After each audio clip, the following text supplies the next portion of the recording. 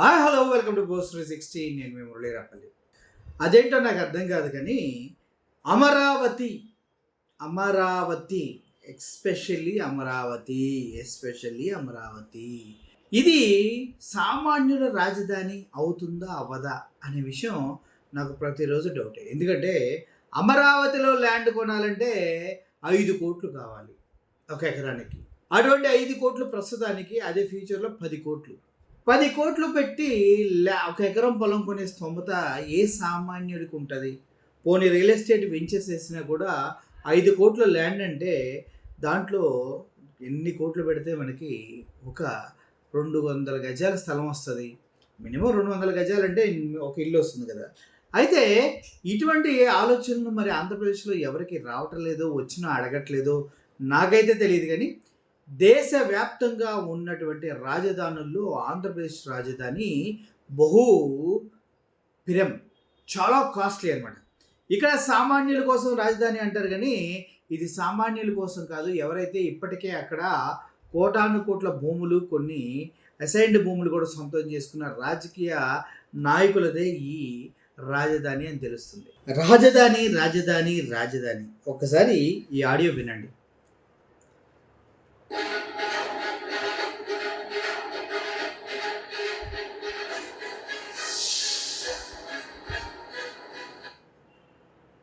నవ్యాంధ్రప్రదేశ్ రాజధాని ఎంపిక కోసం ఏర్పాటైన కేంద్ర పట్టణాభివృద్ధి శాఖ మాజీ కార్యదర్శి శివరామకృష్ణ నేతృత్వంలోని కమిటీ తుది నివేదికను హోంశాఖకు సమర్పించింది. రాజధాని ఎంపికలో భాగంగా 11 జిల్లాల్లో పర్యటించి వివిధ వర్గాల నుంచి 4728 సలహాలు స్వీకరించినట్లు వివరించిన కమిటీ విభజన సందర్భంగా హైదరాబాద్ పై జరిగిన రగడను గుర్తు చేసింది. సూపర్ రాజధాని వద్దేవద్దని, ప్రభుత్వ విభాగాలు అన్ని ఒకే చోట కేంద్రీకరించవద్దని స్పష్టం చేసింది. అభివృద్ధి వికేంద్రీకరణకే ప్రాధాన్యం ఇవ్వాలని తేల్చి చెప్పింది. ప్రభుత్వ కార్యాలయాలను కేంద్రం కేటాయించిన విద్యా సంస్థలను 13 జిల్లాలకు పంపిణీ చేయాలని సూచించింది.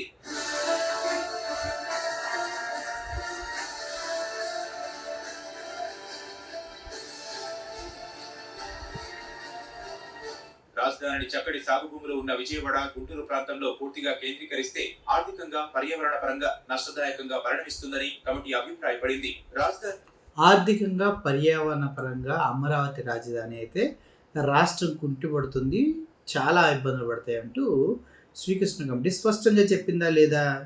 ఈ రాష్ట్రం మధ్యలోనే ఉండాలనే నియమం ఏమీ లేదని తమిళనాడు, కేరళ, మహారాష్ట్ర, పశ్చిమ బెంగాల్ ఇందుకు ఉదాహరణ అని పేర్కొంది. కృష్ణా, గుంటూరు, పశ్చిమ గోదావరి జిల్లాలకు భారతదేశ ధాన్యాగారంగా పేరుందని, అలాంటి చోట కృష్ణా, గుంటూరు, పశ్చిమ గోదావరి జిల్లాలకి ధాన్యాగారంగా అంటే రైస్ బౌల్ ఆఫ్ ఇండియాగా పేరుంది. అంటే అక్కడ పంటలు 3 పంటలు పండుతాయి, మంచి సారవంతమైన నేల ఉంది, ఎక్కువ లోతు తవ్వినా కూడా మట్టే తగులుతుంది తప్పించి ఏమీ ఉండదు. కాబట్టి ఇవి చాలా సారవంతమైన భూములు.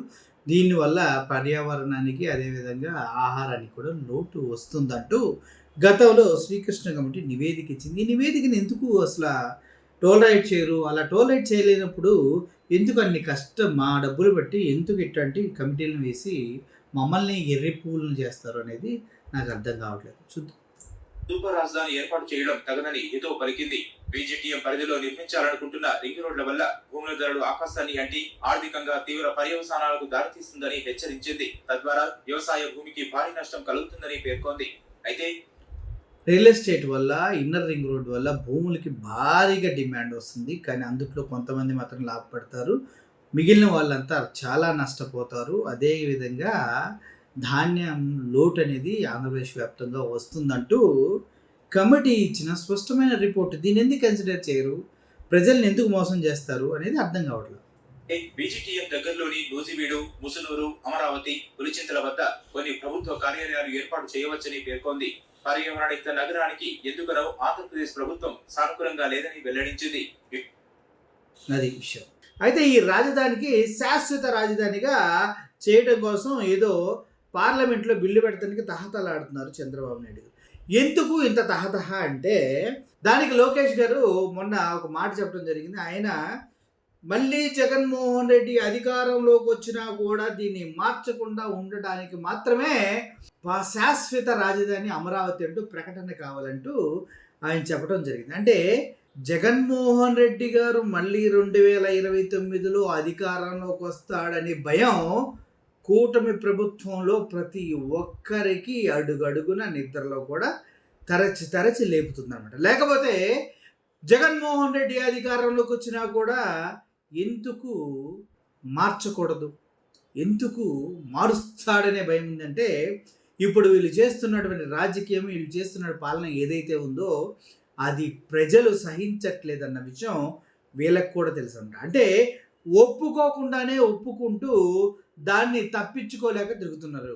జగన్మోహన్ రెడ్డి మళ్ళీ అధికారంలోకి వస్తాడనే వాస్తవాన్ని ప్రజలకి ఈ లోకేష్ గారు, చంద్రబాబు నాయుడు గారు వీళ్ళంతా కలిసి చెప్తూ ఉన్నారు.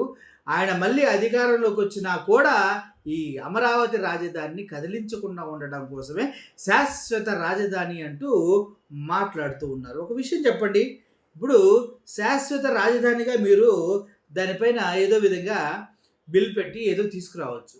కానీ ఎప్పుడైతే శాశ్వత రాజధాని ఒక దగ్గర ఉందో ఆ రాజధానిని, దాని ద్వారా వచ్చే ఫలాల్ని స్టేట్ మొత్తం పంచగలరా అంటే డౌటే మళ్ళీ. ఎందుకంటే మనోళ్ళు అంత సీన్ లేదని అర్థమవుతుంది. ముఖ్యంగా రాజధాని నిజంగా అంత గొప్పదే అయితే అందరూ ఎవరైతే బిజినెస్ మ్యాన్స్ ఉన్నారో వాళ్ళు రాజధానిని, అమరావతిని నమ్ముతూ ఉన్నట్లయితే, ఇప్పుడు ఏవైతే ప్రాజెక్ట్స్ వస్తున్నాయో ఆంధ్రప్రదేశ్కి నిజంగానే 20 లక్షల కోట్ల ప్రాజెక్టులు తీసుకొస్తాని మన చంద్రబాబు నాయుడు గారు ముఖ్యమంత్రి చెప్తూ ఉన్నారు కదా, వాళ్ళల్లో ఎంతమంది అమరావతిలో పెట్టుబడులు పెడతానికి సిద్ధంగా ఉన్నారనే వాస్తవాన్ని ప్రజలకు చెప్పాలి. ఎందుకంటే అమరావతి రాజధాని నిజంగా అంత గొప్పదే అయితే, అమరావతి అభివృద్ధి అనేది ఫ్యూచర్లో కంపల్సరీగా ఉంటుంది అంటే, అమరావతిలో రాజధాని నిర్మించిన తర్వాత ప్రపంచంలోనే నెంబర్ 1 రాజధానిగా ఉంటుందని ఏ కంపెనీ నమ్మినా ఆ కంపెనీ ఎందుకు అమరావతిలో పెట్టుబడులు పెట్టట్లేదు, కేవలం వైజాగ్కే ఎందుకు పెట్టుబడులు పెడుతూ ఉన్నారు అనే విషయాన్ని మనం గమనించాలి. ఇప్పుడు లూలు మాల్ తీసుకున్న వైజాగ్లో భూమే కావాలి, ఇన్ఫోసిస్ తీసుకున్న వైజాగ్లో భూమే కావాలి, ఊరు పేరు లేని ఉర్సా క్లస్టర్స్ లాంటి కోన్ కిస్క గొట్టం కంపెనీలు కూడా వైజాగ్లో భూమే కావాలి. అమరావతిలో ఇప్పటివరకు ఏ ఒక్క కంపెనీ ఎందుకు రాలేదు అన్న విషయాన్ని మనం గమనించినట్లయితే ప్రపంచ దేశాల్లో ఏ ఒక్కరికి కూడా అమరావతి రాజధాని పైన నమ్మకం లేదు అనే వాస్తవము మనకి క్లియర్గా తెలుస్తుంది. ఈ వాస్తవం మనకి తెలిసినప్పుడు మనం అంటే ఏం చేస్తాం, అయ్యా ఇది కరెక్ట్ కాదు, గడిచిన 12 సంవత్సరాలలో అంటే మనకి బైఫర్కేషన్ జరిగిన తర్వాత తెలంగాణ ఆంధ్ర విడిపోయిన తర్వాత ఈ 12 సంవత్సరాల్లో ముఖ్యమంత్రిగా ఉన్నది అత్యధిక భాగం 7 సంవత్సరాలు చంద్రబాబు నాయుడు గారే.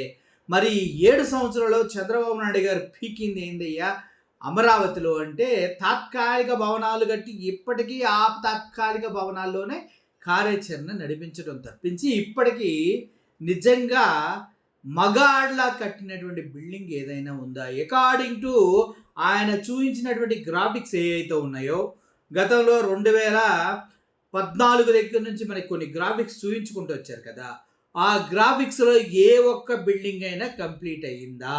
కాలేదే. ఆ గ్రాఫిక్స్ సంబంధించినటువంటి నమూనాలు మళ్ళీ మార్చి ఇప్పుడు ఇంకో 450 కోట్లు పెట్టి ఇలా ఉంటుంది అసెంబ్లీ భవనం అంటూ ఒక టవర్ ఏదో చూపిస్తూ ఉన్నారు.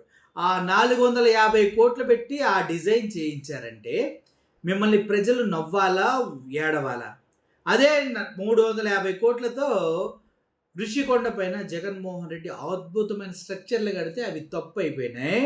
కేవలం 450 కోట్లు పెట్టి మీరు ఒక నమూనాని గీయించి ఇది అని మళ్ళీ ఒక గ్రాఫిక్స్ చూపిస్తే అది ప్రజలు నమ్మాలి. ఒక విధంగా చెప్పాలంటే ఈ రాజధాని ఏదైతే ఉందో దీన్ని శాశ్వతంగా ఉంచడానికి మీరు చేస్తున్న ప్రయత్నాలు ఎందుకో ప్రజలకి తెలియవనుకుంటే మీరు పప్పులకు కాలేసినట్టే చంద్రబాబు నాయుడు గారు. సార్, ఇది కేవలం ధనవంతులు, ఎమ్మెల్యేలు, ఎంపీలు ఎవరైతే ఉన్నారో వాళ్ళ రాజధాని. ఆ రాజధాని తరలిపోతే వాళ్ళంతా బాధపడతారు, వాళ్ళు పెట్టిన పెట్టుబడులు నాశనం అవుతాయి. వాళ్ళు కేవలం మీ పార్టీకి తొత్తులుగా ఉన్నారు కాబట్టి ఆ భూములు వాళ్ళకి రాసిచ్చారు. రేపు జగన్మోహన్ రెడ్డి అధికారంలోకి వస్తాడని మీకు తెలిసి ముందు జాగ్రత్త చర్యగా ఇప్పుడు రాజధానిని శాశ్వతంగా ఉంచాలంటూ సెంట్రల్ గవర్నమెంట్ దగ్గరికి వెళ్ళి అక్కడ ప్రతిపాదించి దాన్ని ఆమోదించుకునే ప్రయత్నం చేస్తున్నారు. కానీ వాస్తవంగా ఇక్కడ శాసనసభలో కానీ శాసన మండలిలో కానీ బిల్లు ప్రవేశపెట్టవలసిన అవసరం ఉంది. కానీ దాన్ని కూడా మీరు బైపాస్ చేసి వెళ్ళిపోయి పార్లమెంట్లో పెట్టాలని చూస్తూ ఉన్నారు. ఇక్కడ మీకు అర్థం కాని విషయం ఏంటంటే, మీరు పార్లమెంట్లో పెట్టినా, రాజ్యసభలో పెట్టినా, ఇంకెక్కడెక్కడికి వెళ్ళి ఈ బిల్లు పెట్టినా కూడా దాన్ని వ్యతిరేకించడానికి వైఎస్ఆర్సీపీ పార్టీ ఎప్పుడు సిద్ధంగా ఉంది, సిద్ధంగా ఉంటుంది. ఎందుకంటే ఎప్పుడైతే అభివృద్ధి వికేంద్రీకరణ జరిగిందో, క్యాపిటల్ డిస్ట్రిబ్యూషన్ జరిగిందో అప్పుడు మాత్రమే ఆ ప్రదేశాలు డెవలప్ అవుతాయి. మీ పార్టీకి తొత్తుగా ఉన్నటువంటి లోక్ సత్తా పార్టీ నారాయణ కూడా ఒప్పుకున్నాడు. ఎప్పుడైనా కూడా ఒక దగ్గరే అధికారం ఉండకూడదు. అలా అధికారం ఒక దగ్గరే ఉంటే ఆ ప్రాంతమే డెవలప్ చెంది మిగిలిన ప్రాంతాలన్నీ వెనకబాటు ప్రాంతాలుగా ముద్రించబడతాయి, చిత్రీకరించబడతాయి. వెనకబడుతనం ఆ ప్రాంతాల్లో కొట్టొచ్చినట్టు కనిపిస్తుంది. కాబట్టి అభివృద్ధి వికేంద్రీకరణ, ఈ 3 క్యాపిటల్స్ 3 ప్లేస్లు వివిధ ప్రాంతాల్లో ఉన్నాయో ఆ 3 ప్రాంతాలు ఆంధ్రప్రదేశ్ వ్యాప్తంగా డెవలప్ చెందుతాయి.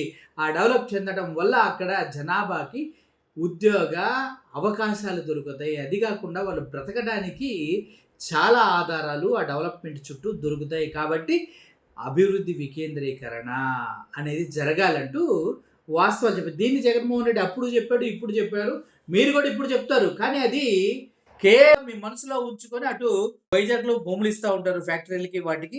ఆంధ్రప్రదేశ్లో ఇది డెవలప్ చేస్తూ ఉంటారు. Special bench, high court bench Kurnool ఇటు చేసుకెళ్తూ ఉంటారు.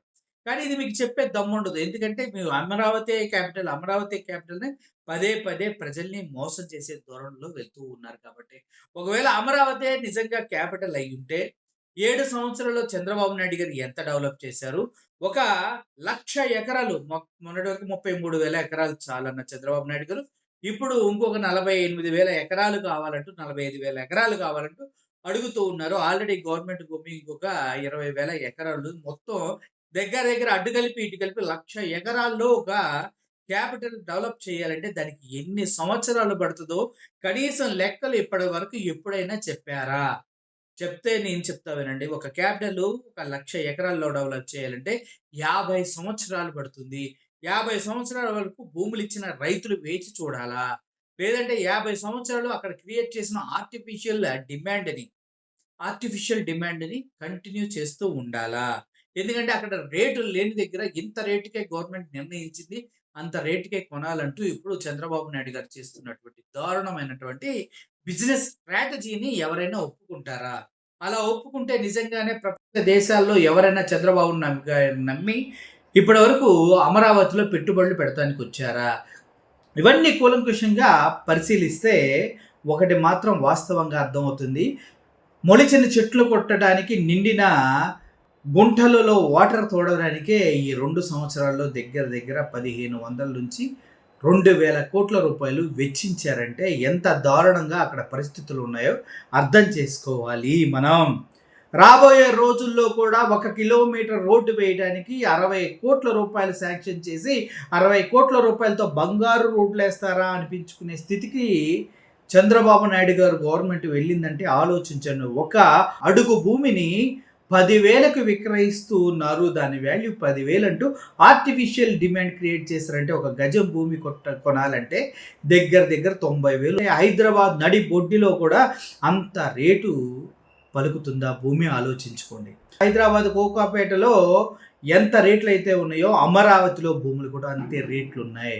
నిజంగా చెప్పాలంటే అంత గొప్పగా అమరావతిలో అంత డిమాండ్ ఉంటే గవర్నమెంట్ వేసినటువంటి ఒక వెంచర్కి ఇప్పటి వరకు 350 కోట్ల లాస్తో ఆ వెంచర్ని కంప్లీట్ చేశారు అంటే అర్థం చేసుకోండి.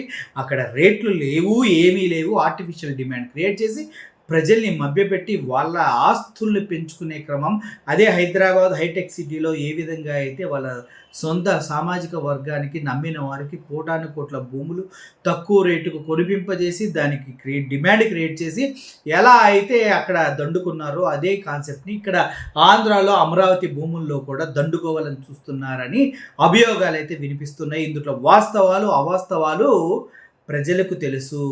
భూములు ఇచ్చిన రైతులు ఇప్పటికీ కూడా వాళ్ళకి గ్యారంటీ లేదు, ఎక్కడ భూమి వస్తుందో తెలియక నిత్యం ఇబ్బందులు పడుతూనే వాళ్ళ బ్రతుకులు వెళ్ళగక్కుతున్నటువంటి తరుణంలో ఇంకొక 45,000 ఎకరాల సమీకరణ కోసం అటు దౌర్జన్యాలు, బెదిరింపులు, భయపెడతాలు ఇవన్నీ చేసి కూడా భూములు లాక్కుంటున్నట్టుగా లోకల్గా ఉన్నటువంటి రైతులు పాపం బాధతో విలవిల్లాడిపోతూ ఉన్నారు. సో ఓవరాల్గా రాజధానిలో శాశ్వత రాజధాని కోసం ఇంత కష్టపడుతున్న చంద్రబాబు నాయుడు గారు, జగన్మోహన్ రెడ్డి గారు అంటే తనకి ఎంత భయం ఉందో. మళ్ళీ అధికారంలోకి వస్తే ఆయన 3 రాజధానులు స్లోగన్ తీసుకొస్తే ఈ అధికార మంద మొత్తం ఆయన మీద పడి ఏడిపిస్తారని, తాట తీస్తారని తెలుసు. కాబట్టి ముందస్తు చర్యల్లో భాగంగా 2 సంవత్సరాల ముందే జగన్మోహన్ రెడ్డి గారి విజయాన్ని ఆయన ఊహించి పసిగట్టి ముందడుగు చర్యలు చేస్తూ ఉన్నారు. ఎందుకంటే చంద్రబాబు నాయుడు గారు ఒకసారి సీఎంగా చేసిన తర్వాత ఆయన చరిత్రలో కంటిన్యూస్గా 2వ సీఎంగా గెలిచినట్టుగా ఆధారాలు కానీ ఆనవాళ్ళు కానీ లేవు. అందుట్లో భయంగానే నెక్స్ట్ జగన్మోహన్ రెడ్డి వస్తారంటూ వీళ్ళు చెప్పకనే చెబుతూ ముందు చర్యలు తీసుకుంటూ ఇప్పుడు అక్కడ ఎట్టి పరిస్థితుల్లో శాశ్వత రాజధాని అంటూ పార్లమెంట్లో బిల్లు పెట్టి ఆమోదించుకోవాలని చూస్తున్నారు. కానీ రాష్ట్రానికి రాజధానిని నిర్ణయించే హక్కు ఆ రాష్ట్ర సీఎంకే ఉంటుంది. కానీ సెంట్రల్ గవర్నమెంట్కి కానీ, రాజ్యాంగానికి కానీ, కోర్టులు కానీ, ఎటువంటి చట్టసభలకు కానీ ఎటువంటి హక్కులు ఉండవన్న విషయం చంద్రబాబు నాయుడు గారు మరిచి మళ్ళీ ప్రజల్ని మభ్యపెట్టి మోసం చేస్తున్నారు అన్నది మాత్రం వాస్తవం. చూద్దాం ఏం జరుగుతుందో. Thank you for watching this video. Amaravati రాజధానిపై మీ అభిప్రాయాన్ని కింద కామెంట్ రూపంలో తెలియచేయండి. Murali signing off. Thank you so much.